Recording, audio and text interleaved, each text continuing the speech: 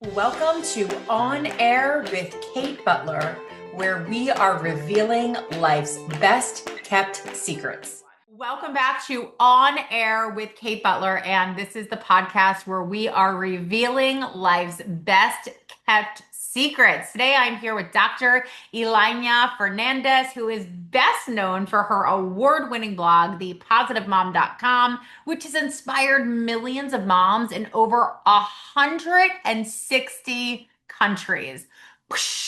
That is amazing.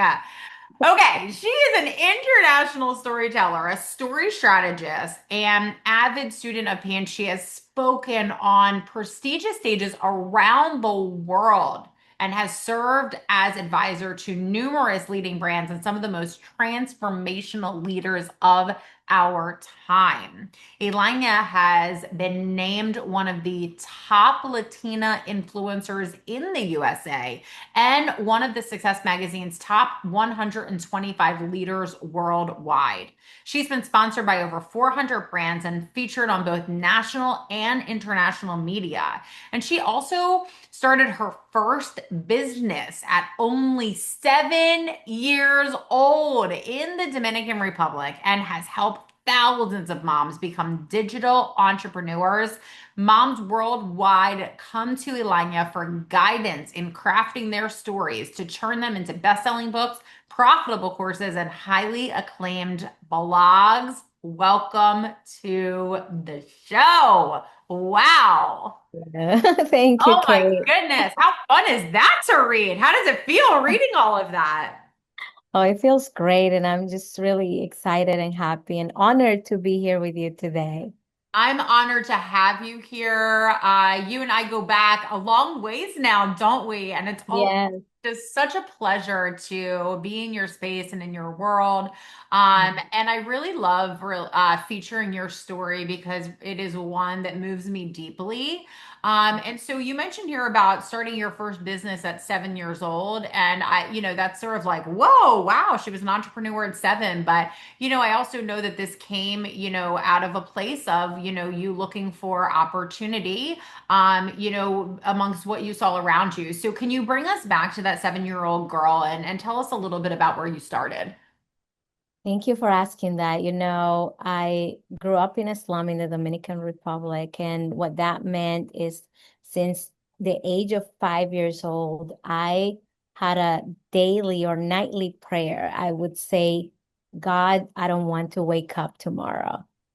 And the reason for that is because there was so much devastation, so much, lack of sanitation, a lot of things that I had to do. And so one of my tasks was to walk many, many kilometers and go fetch water with my brother for our daily use. And we lived in this tiny, small shack with no plumbing, with no water, with no electricity. And right next to the little shack that we called home was a landfill. And so this actually was the happy place. This was the place where we could take a break from all of our daily chores and we could actually do something that kids would do, just rummage and play. And many times it was very mushy and it was very smelly. But many times we found things that we could play with and sometimes even stale cereal and things like that that we could eat. So it was fun for us. And that was kind of the respite for the day. And when I was 7, I remember being just really attracted to something that I saw in the landfill. And it was a magazine with these bright, beautiful pictures. And it was soggy and it was wet. And, the Caribbean sun was very unforgiving. But I just felt this very, very beautiful feeling in my heart. And I just thought to myself, I want to be like these kids. They were wearing jeans and tennis shoes. They had toys. They had balls. I thought it was soccer balls. I mean, I didn't know at that time, but that's what it is. I know now. They were also reading brand new books, and I had never owned a book before.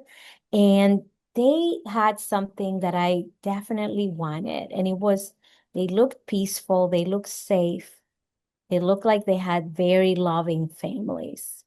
And I turned to my brother. He was 5 and I was 7. And I said, if we learn this language, we can be like these kids. We can have this life. And it turns out that this magazine, which we call Eclipse at the time, it's actually a highlights magazine for kids. And somebody had thrown in the trash and it became our treasure. And I always joke, Kate, because we had like a subscription to the magazine because we would come back to the landfill and hope that there was another magazine for us. And lo and behold, someone threw it in the trash every month. And we went back to that. And that's how I was inspired to start my business. And it was a cardboard puppet theater that I would, do and perform every night when everybody was bored and there was no electricity.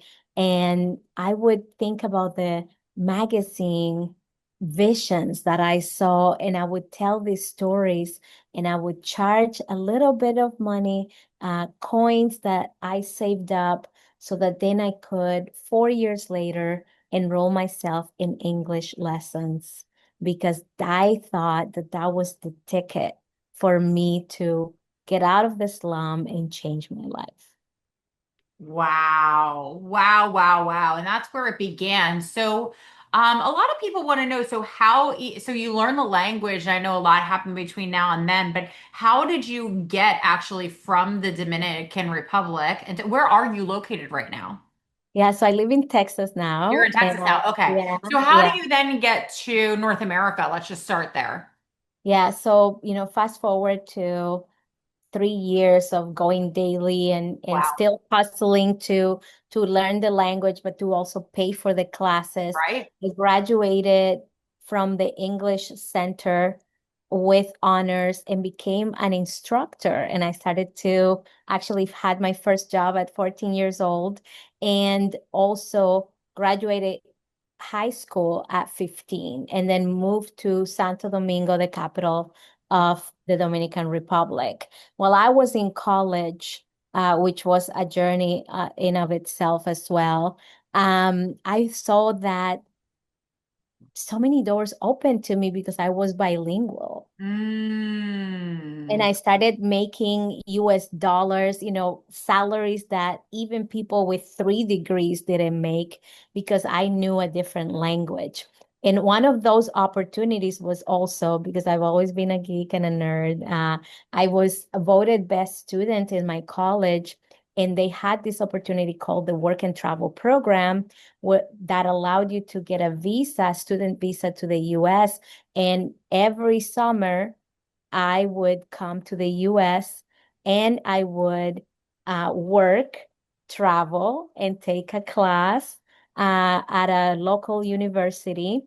I happened to go to Michigan the first time, and it was just a great experience to come to the US.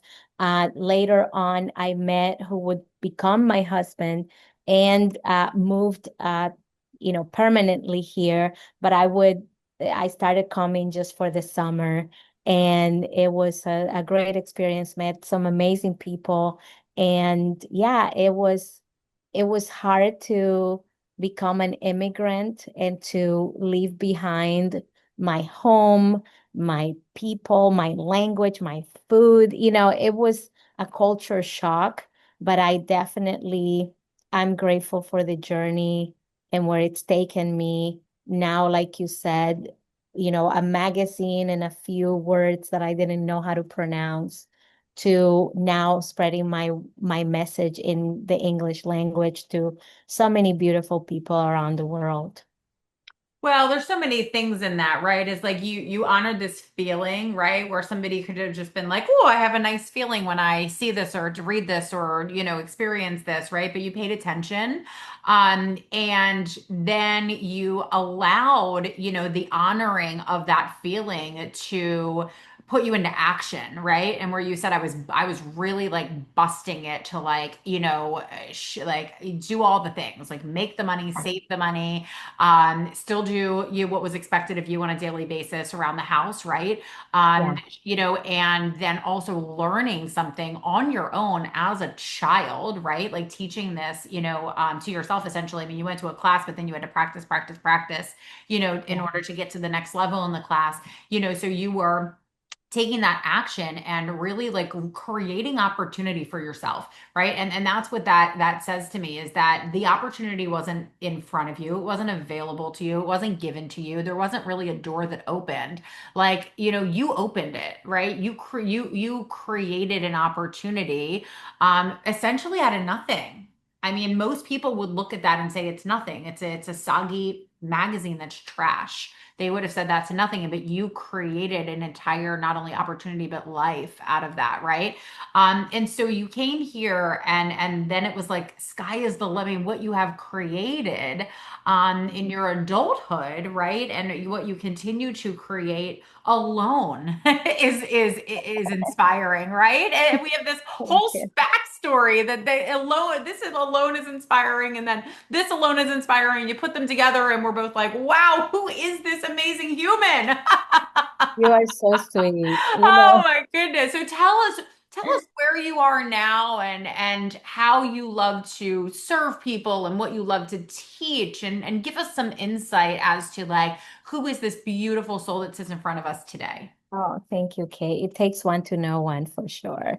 And I love that you mentioned that because, many times in our lives, we are presented with the opportunities that many people will tell us that are not for us. And actually, voices in our head are going to tell us that they're not for us. And that was the case for me. Who learns another language when you live in a slum? When in a language that is not spoken in your town or in your country. And so I think that it's really beautiful that you highlighted that for us to see what is possible. And also, I want to circle back to how I started the positivemom.com because I had those thoughts in that moment. I remember I was laying on the ground in the fetal position, just thinking my life is over. I came to the US to live here in 2001, had two beautiful daughters, thought, this was a beautiful start of my life as a wife and as a mom. And then fast forward to 2004, I found myself experiencing homelessness with a 1 and a 2-year-old and thinking to myself, this is not what I envisioned. I couldn't go back home because my daughters were US citizens and I was not yet. And I just thought my life is over. This was all a lie. I wasn't meant to survive. I wasn't meant to thrive. It was a moment of defeat and darkness. And I think everyone experiences that, even when you have built something beautiful and a life for yourself. And so that was a moment for me where I just felt like life had really dealt me with horrible cards and I was ready to end it.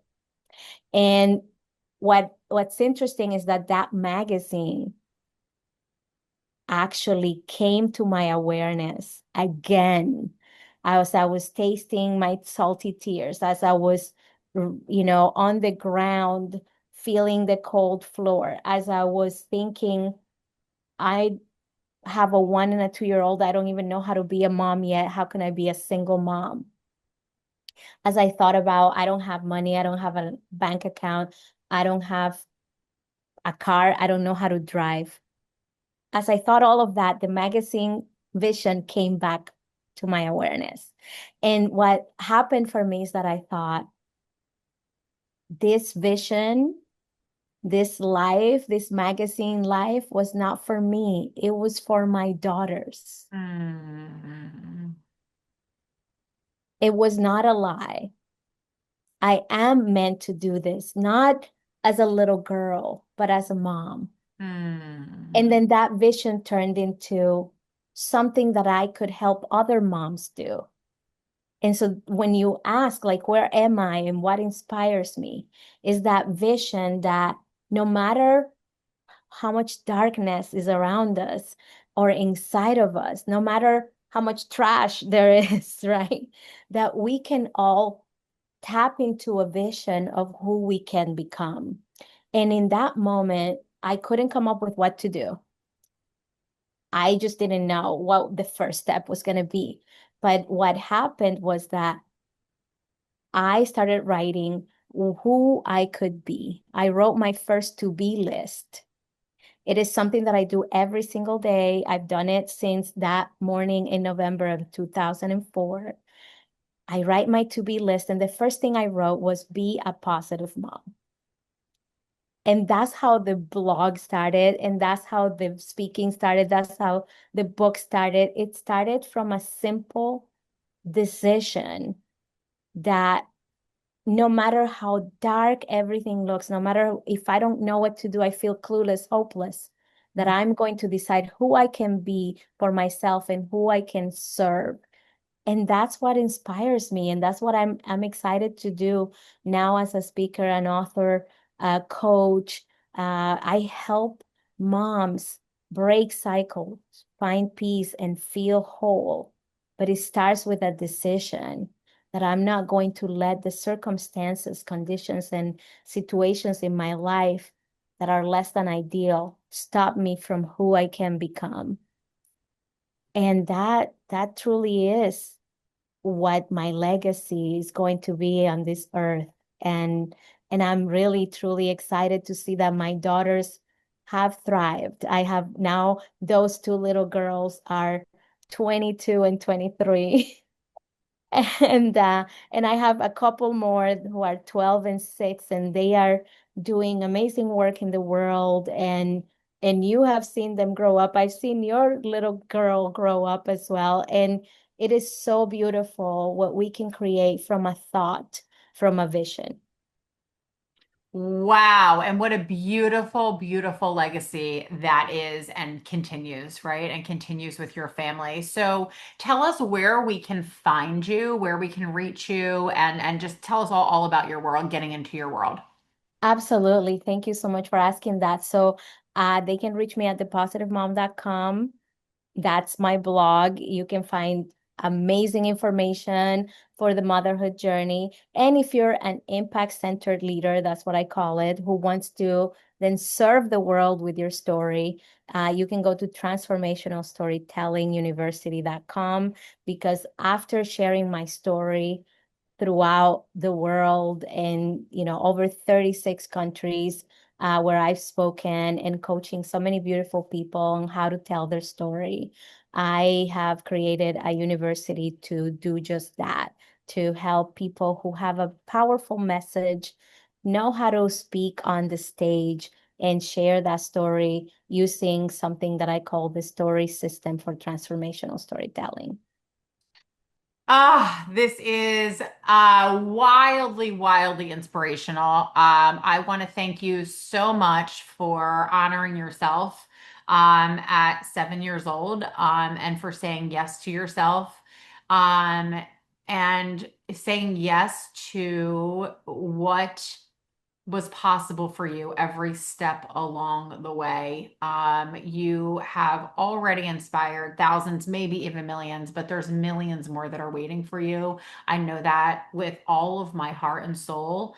And so I want to thank you for blessing us today with your story, and our listeners here with your story. I know that everyone will be moved to take action, in, first of all, creating their B list, but also finding a connection with you on your blog. And last but not least, really truly looking to find that opportunity in their life of what they can become. Dr. Elayna, thank you so much for being here. Thank you so much, Kate. I appreciate you. Such a pleasure always. And thank all of you so much for being on this episode with us today. I hope you are as inspired as I am. Dr. Elayna has put a beautiful spark in my belly, and I hope that she has sparked you as well to go out and create the life of your dreams today. Thank you for being with us, and we will see you next time. Bye, everyone. Take care. Thank you so much for listening today. I would love to connect with you on social, and you can find me on Instagram and Facebook under Kate Butler Books. If you're interested in accessing some life-changing tools and techniques, you can grab those right off of the homepage of my website for free, and that is katebutlerbooks.com. And you can always check back here to download new episodes from our podcast right here where you listen today. Until next time, thank you for making this world a better place just by being you.